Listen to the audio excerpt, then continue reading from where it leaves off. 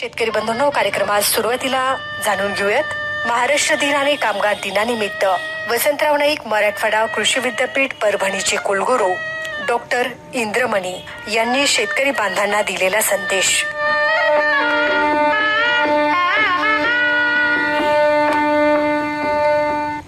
महाराष्ट्र दिन आणि जागतिक कामगार दिनाच्या सर्वांना हार्दिक शुभेच्छा.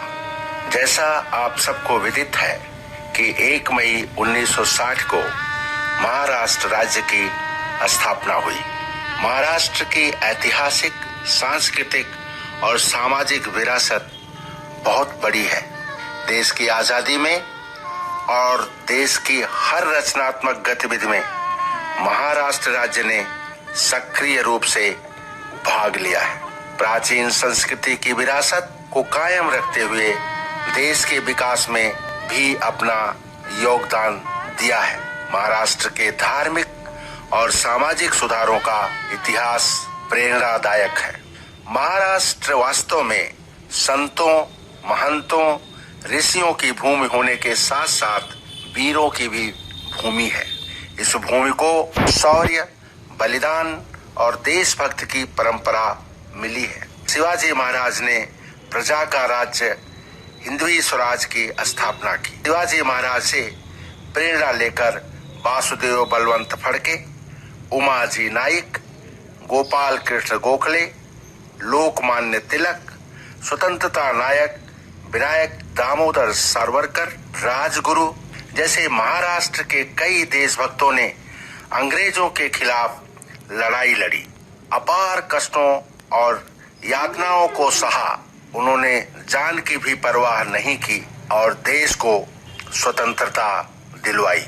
संत निवृत्तनाथ, संत ज्ञानेश्वर, संत मुक्ताबाई, संत नामदेव, संत तुकाराम, समर्थ रामदास, संत गोरा कुंभार, संत सवत माली, संत नरहरि सोनार, सेना महाराज, संत जनाबाई, संत चोखा मेला, संत कलोपात्रा, संत एकनाथ, संत तुक महाराज जैसे महान संतों ने महाराष्ट्र के नाम को पोषित किया, सामाजिक सोच को विकसित करने का प्रयास किया और महाराष्ट्र के महान नाम को आगे बढ़ाया.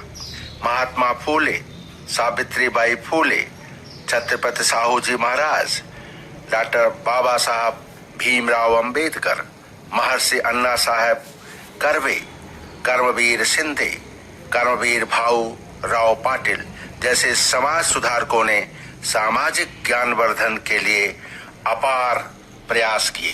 बालिका शिक्षा और महिला शिक्षा पर बल दिया. महाराष्ट्र की भूमि की गुणवत्ता, इस धरती की पवित्रता का वर्णन कई विद्वानों और इतिहासकारों ने किया है. महाराष्ट्र ने अब तक साहित्य, कला, शिक्षा, खेल, संस्कृति, फिल्म, संगीत, कृषि, उद्योग, कंप्यूटर, विज्ञान जैसे विभिन्न क्षेत्रों में महती प्रगति की है. हमें अपने पूर्वजों के योगदान को ध्यान में रखते हुए गौरवशाली इतिहास को संजोने और प्रगति की नई ऊंचाइयों के छूने के लिए संकल्पित होना चाहिए. नए महाराष्ट्र, महान महाराष्ट्र के निर्माण में अपने को झोंक देना चाहिए. वसंतराव नाईक मराठवाड़ा कृषि विद्यापीठ से मैं कुलगुरु के रूप में जुड़ा हुआ हूँ. महाराष्ट्र में खेती ही मुख्य व्यवसाय है. ये हमारा सौभाग्य है कि हम सब किसान कल्याण के लिए कार्य कर रहे हैं. अपना विश्वविद्यालय मराठवाड़ा विभाग के कृषि विकास में योगदान दे रहा है. आज तक हमारे विश्वविद्यालय अनुसंधान के आधार पर 148 विभिन्न फसल किस्मों को विकसित किया है और 1000 से अधिक कृषि तकनीकी की सिफारिश किया है और 53 कृषि यंत्र उपकरणों का निर्माण किया है और उसको सबको किसानों तक पहुंचाया है और किसान भाई इन सारी तकनीकी का लाभ उठा रहे हैं. विश्वविद्यालय ने सोयाबीन, अरहर जिसको तुअर भी कहते हैं, ज्वार की कई उत्कृष्ट किस्में विकसित की हैं और इन सारी किस्मों को किसानों के आर्थिक उत्थान में मदद दे रही हैं। किसानों की ओर से विश्वविद्यालय के बीज की भारी मांग है। इस वर्ष विश्वविद्यालय में कई वर्षों से अनकल्टिवेटेड 1000 एकड़ से ज्यादा लैंड को हमने तैयार किया है और उसको हम ब्रीडर सीड प्रोडक्शन के लिए यूज करने जा रहे हैं। हमारी सोच है कि हम अपना ब्रीडर सीड प्रोडक्शन इस साल से डबल कर देंगे, 2 गुना कर देंगे। इससे ज्यादा से ज्यादा गुणवत्ता का बीज किसानों तक पहुंचेगा और किसान भाइयों को किसी भी तरीके की बीज संबंधित परेशानी नहीं रहेगी। और हम उसके लिए हमारे साथ ही जितने कर्मचारी इस कार्य में लगे हुए हैं नई भूमि के विकास के लिए, उनको मैं साधुवाद देता हूं, धन्यवाद देता हूं। हमने जालना में भी हमारा जो सेंटर है वहां पर भी अनकल्टिवेटेड लैंड जो थी उसको पूरी तरह से कल्टीवेशन में लाने की काम शुरू कर दिया है। मेरी प्रतिज्ञा है कि विश्वविद्यालय का कोई भी भू क्षेत्र इकोनॉमिक यूज के वंचित नहीं रहेगा। हम पूरे के पूरे को उसको इकोनॉमिक यूज में लेकर के आएंगे। विश्वविद्यालय में हर व्यक्ति महत्वपूर्ण है और हर कोई योगदान दे रहा है। इस वर्ष सारा विश्व अंतर्राष्ट्रीय मोटे अनाज वर्ष मना रहा है, जिसे हम श्री अन्न कहते हैं। इसमें हमारे विश्वविद्यालय का योगदान महत्वपूर्ण रहेगा, क्योंकि हमारे विश्वविद्यालय ने ज्वार में देश की पहली जैव वृद्धि किस्म पर परभणी शक्ति का निर्माण किया है। बायो फोर्टिफाइड वैरायटी है ये और ये देश की इकलौती किस्म है। इसी तरह से बाजरा में हम 2 किस्में लेके आए हैं जो बायो फोर्टिफाइड हैं। एक AHB 1200 है और दूसरी AHB 1269 है। इन दोनों वेराइटीज में दोनों में जिंक और आयरन की ज्यादा मात्रा है। ध्यान देना होगा कि अब हम वैज्ञानिकों की कोशिश है कि अनाज में ही हम जो पोषक तत्व हैं उनकी मात्रा ज्यादा डालें, ताकि लोगों को बाहर से आयरन या जिंक या ऐसी पिल्स या गोलियां न लेना पड़े। हमने माझा एक दिवस माझा बलिराजासाठी अभियान के माध्यम से पूरे मराठवाड़ा के 300 से अधिक गांवों में इस अभियान को चलाकर किसानों को लाभान्वित कर रहे हैं। इस अभियान में किसानों और विश्वविद्यालय के बीच संबंधों को मधुर करने में मदद हुई है। हम किसानों से ज्यादा जुड़े हैं, उनमें विश्वसनीयता लाए हैं और उनको इस बात का विश्वास दिला रहे हैं कि ये विश्वविद्यालय आपके लिए है, आपकी सेवा में है। मेरा मानना है कि किसान देवो भव, इस भावना के साथ हम काम कर रहे हैं। कृषि और किसान कल्याण के लिए सरकार, विश्वविद्यालय, कृषि विभाग, कृषि से जुड़े विभिन्न संगठनों और कंपनियों के साथ संबंधों को मजबूत करने के लिए विश्वविद्यालय ने देश और विदेश के कई संगठनों के साथ समझौते किए हैं। हाल ही में मैंने जापान की विजिट की और वहां पर क्योटो विश्वविद्यालय के साथ चर्चा की और हम देख रहे हैं कि कैसे जापानीज टेक्नोलॉजी जो हमारे महाराष्ट्र और भारत के लिए उपयोगी हैं, उनके साथ कैसे समझौता करके हम अपनी तकनीकी को और सुदृढ़ और स्मार्ट और वैज्ञानिक बना सकें। इसी तरह से हमने अभी 4 विश्वविद्यालय अमेरिका के उनका भी दौरा किया। उनके साथ पहले से ही हम काम कर रहे थे। अब MOU के तहत उनके साथ हम काम करेंगे और ड्रोन, रोबोट, सेंसर, IoT, इस तरीके की जो नई तकनीकी हैं जो किसानों के लिए उपयोगी हैं, उनके निर्माण में हम अपने साथियों को लगाकर अच्छी से अच्छी टेक्नोलॉजी हम अपने किसानों को उपलब्ध कराएंगे। टैफे और CNH ये 2 कंपनियां हैं। प्राइवेट इंडस्ट्री का कृषि में बहुत योगदान है और हम चाहते हैं कि प्राइवेट इंडस्ट्री जो है, जो कृषि से जुड़ी हैं, वो हमारे साथ मिलकर काम करें। एक ऐसी व्यवस्था लेकर के हम आ रहे हैं टैफे कंपनी के थ्रू, जहां पर जिसका नाम हमने दिया है महाराष्ट्र मैकेनाइजेशन सेंटर कम जे फार्म। ये इंडस्ट्री फंडिंग के साथ इस्टेब्लिश हो रहा है और यहाँ पर मैकेनाइजेशन और इरिगेशन से जुड़ी हुई जो नई से नई, नवीनतम से नवीनतम तकनीकी को हम किसानों तक पहुंचाएंगे और उनके बच्चों को, यंग साइंस स्टूडेंट्स को, सबको नई तकनीकी से रूबरू कराएंगे ताकि वो अच्छा ज्ञान लेकर के देश की, समाज की, मराठवाड़ा की, महाराष्ट्र की सेवा कर सके।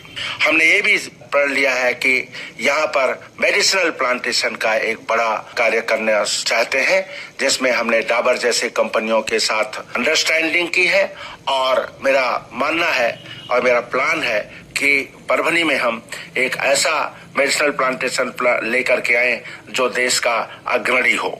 हमने Rajiv Gandhi science and technology commission से अनुबंध किया है। उन्होंने 50 लाख रुपए विश्वविद्यालय को दिए हैं और उसके तहत हम छात्रों को और जो फैकल्टी मेंबर हैं उनको नए अनुसंधान के प्रोजेक्ट दे रहे हैं और उस पर बहुत बढ़िया काम होगा और नए नए तकनीकी निकल के आएंगी। हमने CNH कंपनी के साथ अनुबंध किया है। ये न्यू हॉलैंड कंपनी ट्रैक्टर की है। किसानों को नई तकनीकी मैकेनाइजेशन से रिलेटेड स्किल डेवलपमेंट में इंडस्ट्री फंडिंग के साथ 50 लाख रुपए उन्होंने हमारे विश्वविद्यालय को दिया है कि हम स्किलिंग करें। उसमें हमारे जितने केबी के हैं, 4 केबी के और इंक्लूडिंग प्राइवेट केबी के को साथ में लेकर के किसानों की सेवा में उनकी स्किलिंग बढ़ा करके, उनका ज्ञान बढ़ा करके हम महाराष्ट्र की और मराठवाड़ा की कृषि की सेवा करना चाहते हैं। हाल ही में महाराष्ट्र शासन ने विश्वविद्यालय के 8 अनुसंधान प्रकल्प 25 कोटि रुपए दे करके हमारी मदद की है। हम उसके तहत नए क्षेत्रों में नए अनुसंधान करके अपने मराठवाड़ा, अपने महाराष्ट्र, अपने भारत की और उनके किसानों की सेवा करेंगे। नाहेप परियोजना के माध्यम से डिजिटल कृषि प्रौद्योगिकी विकास पर जोर दिया जा रहा है और कृषि में उपयोग के लिए कृषि रोबोट, ड्रोन प्रौद्योगिकी को बढ़ावा दिया जा रहा है। हमने ICR से और केंद्र सरकार की मदद से अपने पास 5 ड्रोन की एक फ्लीट लेकर के एक फैसिलिटी बनाई है। हम किसानों को डायरेक्ट ये सर्विस प्रोवाइड करेंगे। ड्रोन के माध्यम से हम कृषि को बढ़ावा देना चाहते हैं। मेरा सौभाग्य है कि भारत सरकार ने मुझे इस कमेटी का चेयरमैन बनाया है और उसके तहत हम डिफरेंट SOP तैयार कर रहे हैं जो महाराष्ट्र, मराठवाड़ा ही नहीं अपितु पूरे देश के लिए बहुत ही उपयोगी होगा। नाहेप के तहत रोबोटिक्स की हमारी फैसिलिटी है जिसमें हम ग्राफ्टिंग रोबोट 2 बहुत ही लेटेस्ट टेक्नोलॉजी लेके आए हैं। हमने अपने वैज्ञानिकों से कहा है कि ये सारी जो सुविधाएं हैं हमारे किसानों के लिए खुली हैं। किसान भाइयों से मैं आह्वान करता हूं, अनुरोध करता हूं कि वो यहाँ आए और ये नई नई जो तकनीकी है उसको सीखें, अपने जीवन में, अपनी कृषि में उसका उपयोग करें, लाभान्वित हों। मैं तभी समझूंगा कि हम किसानों की असली सेवा कर पाए जब ये तकनीकी किसान के स्तर पर उपयोग में आएंगी। पिछले 2 महीने के अंतर हमने 26 छात्रों को थाईलैंड और स्पेन और अमेरिका में शिक्षा के लिए, ट्रेनिंग के लिए भेजा है। ये पहला ऐसा प्रयोग हमारे विश्वविद्यालय ने किया है। नाहेप के तहत जो एक ICR की भारत सरकार की व्यवस्था है उसके तहत हमारे बच्चे इस उम्र में विद्यालय है अलग अलग जगहों पर जहां पर छात्रावास की या इस तरह की कमियां थी, लेबोरेटरी की कमियां थी, उनको पूरा करने के लिए हम रात दिन लगे हुए हैं वो सुविधाएं देने के लिए। उच्च गुणवत्ता का उनका रहने का सिस्टम हो, उच्च गुणवत्ता के उनको फूड का सिस्टम हो, उच्च गुणवत्ता की लैब हो, उच्च गुणवत्ता के हमारे उनके टीचर हों। ऐसा मेरा प्रयास है, ऐसी मेरी कोशिश है और हम इसको असली जामा पहनाने में अपने साथियों के साथ रात दिन लगे हुए हैं। अभी हाल में ही हम एक स्पोर्ट्स हॉस्टल का निर्माण कर रहे हैं, वो कुछ रुका हुआ था। हमने केंद्र सरकार से 1 कोटि रुपया मांग के ले आए और उसे कहे कि वो कार्य जल्दी से जल्दी पूर्ण हो। हॉस्टल्स अलग अलग जगहों पे जो थोड़ी अच्छी स्थिति में नहीं थे, हमने 4 करोड़ रुपए उसके लिए संस्तुत किए कि जल्दी से जल्दी अच्छे से अच्छे हम उनको हॉस्टल की सुविधा दे पाए। गोलेगांव में हमारा पास में ही कॉलेज है जिसके पास बॉयज और गर्ल्स हॉस्टल नहीं था। अभी हमने उसके लिए उसकी भूमि पूजन हो गया है और बहुत जल्दी उसके लिए मैं राज्य सरकार को बहुत धन्यवाद देता हूं कि उन्होंने उसके लिए फंड उपलब्ध कराया है और हम अपने छात्रों को वहां पर पहुंचा पाएंगे, उनको ये सारी सुविधाएं पहुंचा पाएंगे। बच्चों के लिए उनके मूवमेंट के लिए सुविधा नहीं थी गोलेगांव में, तो हमने उनके लिए एक नई बस का इंतजाम किया, खरीदा, ताकि उनका मूवमेंट सेफ्टी के साथ हो सके। हम विश्वविद्यालय के विकास में लगे हुए हैं और हम अपने साथियों के साथ इसको पूरा अंजाम देंगे और हम अपने विश्वविद्यालय को देश का एक अग्रणी कृषि विश्वविद्यालय बनाएंगे। यही नहीं, हमारा जो जिम्मेदारी है वो मराठवाड़ा के 8 जिले जो हैं उनमें रहने वाले सभी किसानों, भाइयों, बहनों, बच्चों सबकी सुविधा के लिए, विकास के लिए, कृषि संबंधित, रूरल टेक्नोलॉजी संबंधित जो भी विकास के कार्यक्रम हैं उनको हम आगे बढ़ाने में कोई भी कोर कसर नहीं रखेंगे। मैं इस महाराष्ट्र दिन और विश्व मजदूर दिन के अवसर पर किसान भाइयों का कल्याण हो, खेती के विकास के लिए और वो समर्पित हों, वो अच्छे बने, सुदृढ़ बने, खुशहाल बने, ऐसी मेरी कामना है। पुनश्च सभी को हार्दिक शुभकामनाएं। जय हिंद, जय महाराष्ट्र।